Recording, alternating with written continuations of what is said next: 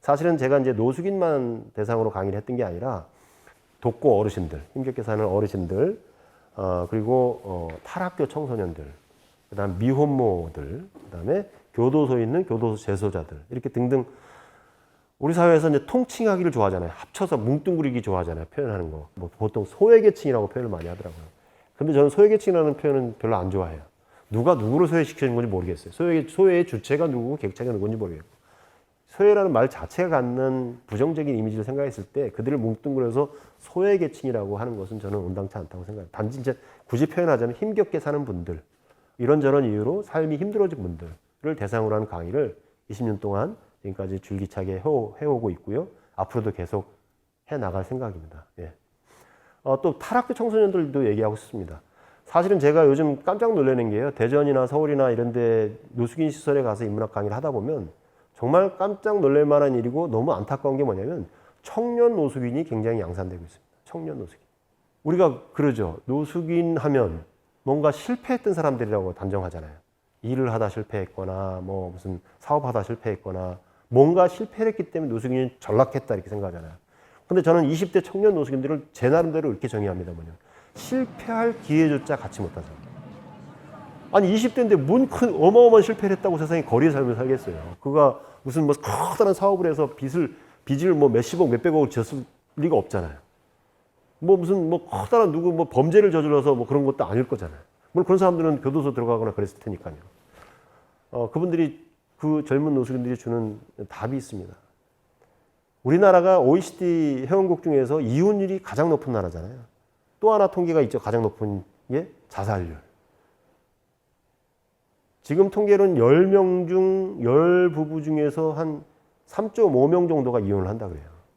그 이혼한 가정의 아이들은 부모가 특히 사춘기 때 이혼을 해버리면 정체성을 상실해버리는 거예요. 당연히 엄마, 아빠라고 했던 사람하고 같이 살 수 없는 상황이 되고 아직 나는 사회생활 준비할 상황이 아니고 엄마한테 가도 짐이 되는 것 같고 아버지한테 가도 짐이 되는 것 같고 방황하게도 떠들게 되고 PC방에서 죽치며 살고 또 술에 의존하게 되고 약물 중독에 빠지게 되고 그런 친구들이 굉장히 많다는 걸 알게 됐어요. 그러니까 부모 이혼이 파생시킨 사회적 문제라고 볼 수 있는 거죠.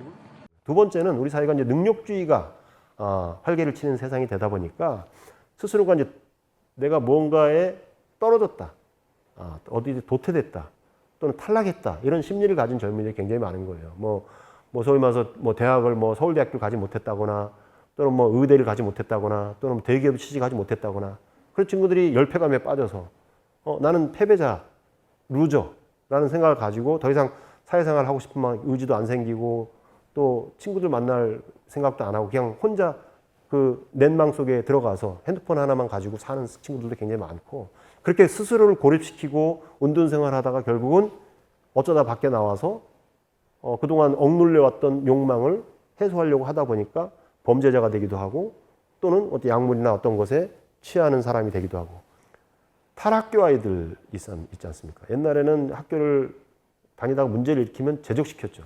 근데 이제는 의무교육 이런 게 있기 때문에 무조건 제적이 능사가 아니라 그래서 다른 학교로 보내거나 하는데 그런 학교에서도 안 받아주고 그러면 이 아이들이 갈 데가 없는 거예요. 이음 학교라 그래서 지자체, 구청 이런 데서 이 아이들을 수용해서 이제 학업을 이어갈 수 있도록 해주는 게 이음 학교라는 곳인데 거기가 이제 학교 다니다가 중퇴한 아이들이 오는 건데 이 아이들이 수업 시간에 들어가면 수업을 안 들어요. 강사한테 욕하고 오늘 강의 어땠니? 그럼 오늘 강의 족같았어요. 대놓고 이렇게 얘기해요 저한테. 처음에 굉장히 불순한 이 아들 보고 제가 화가 많이 났어요. 근데 한 달 정도 지나고 나서 알게 됐어요. 진짜 화를 내야 될 대상은 이 아이들이 아니라 이 아이들한테 끊임없이 거짓말을 했던 어른들이 문제고요. 예전에 88만 원 세대라는 얘기 있었잖아요. 10대 청소년 아이들은 일명 44만 원 세대예요. 왜 수업을 안 듣냐면요. 밤새 어딘가에서 일하고 온 거예요. 주유소 알바, 편의점 알바, 주점 알바. 그렇게 해서 한 달 내내 일해서 버는 돈이 40여만 원이에요. 그래서 저는 일명 44만 원 세대라고 얘기해요. 그 돈을 벌지 않으면 생계가 유지가 안 되는 아이들이에요. 조선 가정의 아이들이거나 부모가 이혼했거나 자기가 벌지 않으면 동생을 케어할 수 없거나 이런 아이들이에요. 그런 아들이 어떻게든 악착같이 학업을 이어가려고 이음학교에 온 거거든요. 근데 교사들이 계속 이 아이들을 실망시킨 거예요. 강의 와서 열심히 하겠다고 약속해놓고 채 한 달을 버티지 못하고 도망가는 강사들이 다반사였던 거예요. 이 학생들 입장에서 저 새로운 강사한테 우리가 정을 줘봐야 믿음을 보내봐야 한 달 후면 또 도망갈 텐데 뭐. 그러니까 막대하자. 아까 같은 표현 막 써가면서 불손하게 대하는 거예요. 어차피 도망갈 사람들 잘해서 뭐해? 그러니까 이들에게 계속 실망감을 안겨준 결과 이들이 결국 세상을, 사람을, 강사를, 어른을 믿지 않는 상태가 돼버린 거예요. 그 원인은 생각지 않고 현재 불손하게 대하는 그 아이들의 태도만 문제 삼는 어른들이 많았던 거죠. 저는 그걸 인식했어요. 그래서 너희들 최소한 나는 안 도망간다. 왜? 나는 노숙인을 대상으로 강의했고 교도소에 있는 대상으로 사람들을 강의했고 너희들보다 훨씬 험악한 사람들을 대상으로 강의했기 때문에 나는 안 도망갈 거야. 한 2달 정도 되니까 조금씩 마음을 열더라고요. 쫓아와서 저한테 선생님 저도 대학 가고 싶어요. 노숙인 인문학 위주로 얘기를 했는데 어르신 인문학 얘기도 좀 안 할 수가 없을 것 같아요. 제가 2, 3년 전에 우리 사회에 코로나19라고 하는 팬데믹 시대였지 않습니까? 그때 굉장히 많은 사람들이 어려움에 처해 있었죠. 가장 먼저 그 피해를 보는 대상은 가난한 사람들인 것 같아요. 식당에서 벌어진 제가 그 광경도 얘기하지 않을 수 없었는데요. 특히 이제 코로나로 인해서 벌어진 현상 중에 하나가 식당들이 너무 어려워지고 그러다 보니까 손님 한 명 오는 사람을 안 받는 거예요. 1인분 안 팝니다. 그러고 옛날에는 1인분도 팔았거든요. 근데 1인분 안 팝니다. 그래서 저는 어쩔 수 없이 강의하기 위해서 밥을 먹어야 되니까 2인분 주세요. 한 명 올 거예요. 그럼 2인분 시켜놓고 혼자 먹고 2인분 값을 내고 나오기도 하고 그랬는데 제가 아는 어떤 동네 이 근처에 식당이 있는데 식당에 제가 점심도 거기서 먹고 저녁도 먹고 그랬는데 갔더니 어떤 할아버지가 혼자 오셔서 8,000원짜리 김치찌개를 하나 시켜놓고 드시고 계시는데 그분이 김치찌개를 먹고 있는 등짝을 봤는데 너무 외롭고 쓸쓸해 보여서 제가 울컥해서 순간 눈물을 흘릴 뻔했습니다. 행색을 보니까 뭐 부유한 분은 아닌 것 같고요. 밖에 구루마가 있는 거 봐서는 폐유지 줍는 그런 일을 하시는 분이고 힘겹게 폐유지를 주셔서 밥값을 마련하셨는지 식당에 왔는데 8,000원짜리 식사 김치찌개를 하나 들고 계시는 모습 보면서 단순히 그 모습만 본 것뿐인데 그 이상의 많은 상상을 하게 되더라고요. 저분이 만약 과연 이 동네에 한 명 왔다고 해서 내치는 식당이었다면 어디 가서 밥을 먹을 수 있었을까? 밥 먹을 데가 없는 거잖아요. 거의 독거 어르신일 가능성이 굉장히 높은데. 그래도 다행히 한 명이라도 받아주는 식당이 있어서 김치찌개 한 끼를 해결할 수 있는 모습이 엄청 다양스럽게 생각됐고 그 식당이 굉장히 고맙다는 느낌이 들었습니다. 우리나라가 한때 어르신들에 대한 지독한 편견, 폄훼의 문화가 싹 텄던 적이 있습니다. 이를테면 어르신들은 예를 들어 특정인을 숭상하는 문화가 있어서 무슨 보수 뭐다 이런 식으로 얘기하고 심지어는 광화문 이런 데 가서 태극기 몇 번 들었다고 해서 태극기 부대 해가지고 정신 나간 사람들 이렇게 취급도 하고 심지어는 적폐라는 말 쓰기도 하고 그랬잖아요. 그렇게 내치기도 하고 막 그랬죠. 저는 그게 너무 속상했어요.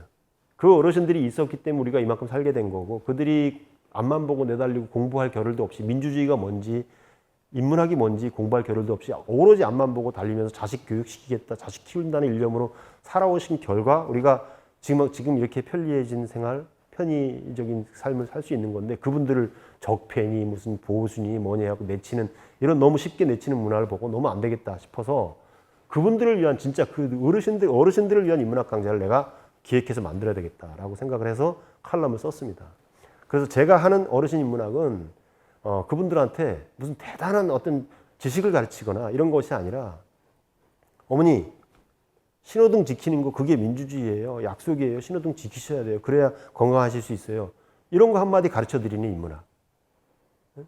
또 그분들한테 말씀 많이 하시면 꼰대라고 놀리잖아요. 그럴 때 조금 참기도 하고 그래야 돼요. 젊은이들이랑 얘기할 때는 이런 게 좋아요. 젊은이들이랑 대화하는 법은 이런 게 좋을 것 같아요.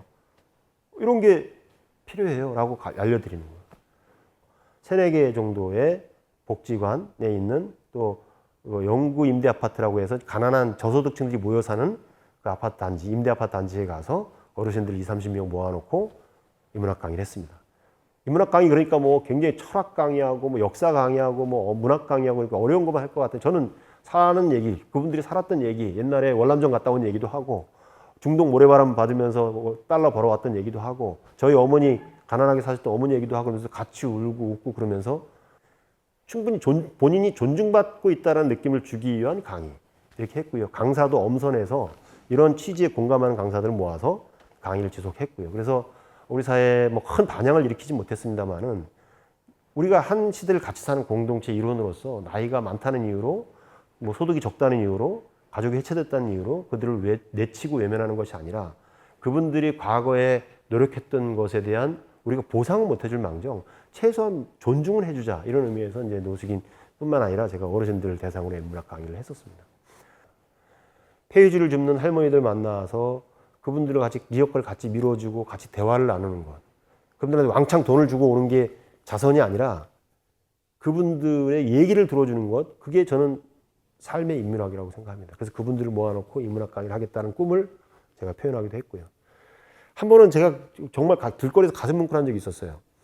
버스 정류장 옆에서 이제 사람을 기다리고 있는데 그 폐지를 줍는 할머니가 저한테 다가오더니 기분 좋게도 저한테 총각 그러는 거예요. 저 총각 절대 아닌데. 총각 미안한데 혹시 담배 있으면 한 까치만 빌릴 수 있을까? 그러더라고요. 근데 마침 그때 저도 담배를 폈어요. 그때. 지금도 핍니다만. 한쪽 주머니에 피우던 담배가 있었고 예비로 새로 한 갑을 더 산 게 있었어요. 두 갑이 있었어요.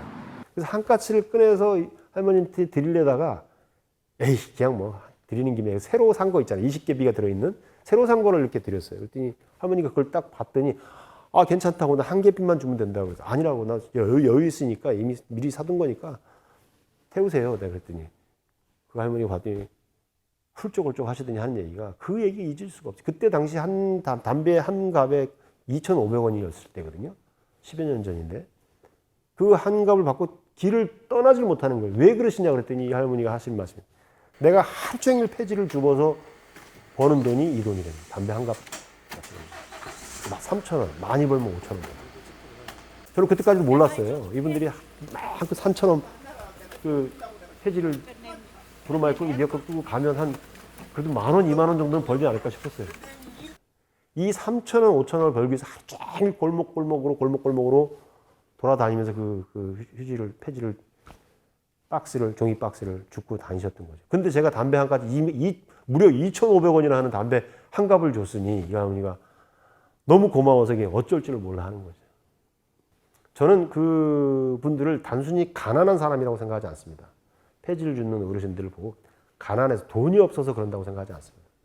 이분들에게 있어서 돈은 그런 겁니다. 그분들에게 있어서 돈은 액수가 중요한 게 아니라 내가 뭔가 노동을 하고 뭔가 움직여서 뭔가 성취를 해낸다는 그 자체가 평생 몸에 배어있는 분들이에요.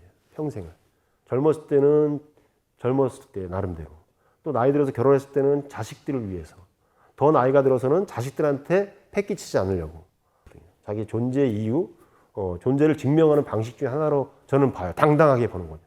그 돈이 30만 원, 300만 원, 3천만 원은 아니지만 비록 3만 원도 아니고 3천 원이지만 이 액수로 논할 문제가 아니라 내 살아있음을 증거하는 거다.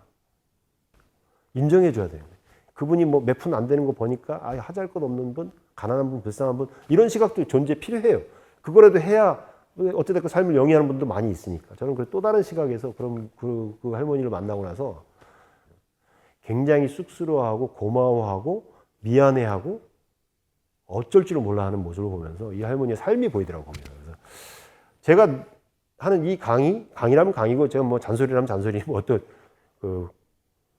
결국 모토는 딱 하나입니다. 제가 하는 거는 사람이다. 우리는 다 같은 사람이다. 사람으로서 존중받을 가치가 있다. 누구에게나. 가난한 사람에게도 사람답게 살 권리가 있다. 가난한 폐지 종이박스를 줍는 어르신도 존중할 만한 이유가 있는 거고 당연히 존중해야 되는 거다. 이런 것들을 저는 지향하고 대단한 제가 학문적으로 깊이가 있는 학자여서가 아니라 그런 게 눈에 밟혀요. 저희 어머니가 힘겹게 저를 키우셨기 때문에 어르신들 보면 어머니 생각도 나고 그래서 저분들에게 다가가서 대단한 뭔가를 선물 드리진 못하지만 어머니 곁에 사람이 있어요. 제가 어머니 자식은 아니지만 어머니 보면 인사드릴게요. 존경합니다. 존중합니다. 하고 할 수 있는 사람이 한 명만 있으면 그렇잖아요. 어린아이들, 그 가난한 아이들 중에 수백 명의 아이들 중에서 한 명만 그 아이들을 믿어주는 사람이 있으면 그 아이들이 나름대로 성취동기를 유발하고 그런다고 그러지 않습니까? 회복탄력성이라는 걸 갖는다 그러잖아요. 우리 사회가 점점 불신사회잖아요. 서로 믿지 않고 서로 존중하지 않는. 저는 제가 하는 거리의 인문학은 힘겹게 사는 사람들, 곁에 사람이 없는 사람들에게 다가가서 곁이 되어주는 거예요. 얼핏 보면 외롭고 쓸쓸하고 가치 없어 보이고 하찮아 보이고 그런 사람일지라도 그분들에게 다가가서 당신을 존중합니다. 당신의 삶은 소중한 겁니다라고 일깨워주는 것. 이게 제가 하는 거리의 문학이고 이런 것들은 앞으로도 계속 해나갈 그럴 생각입니다.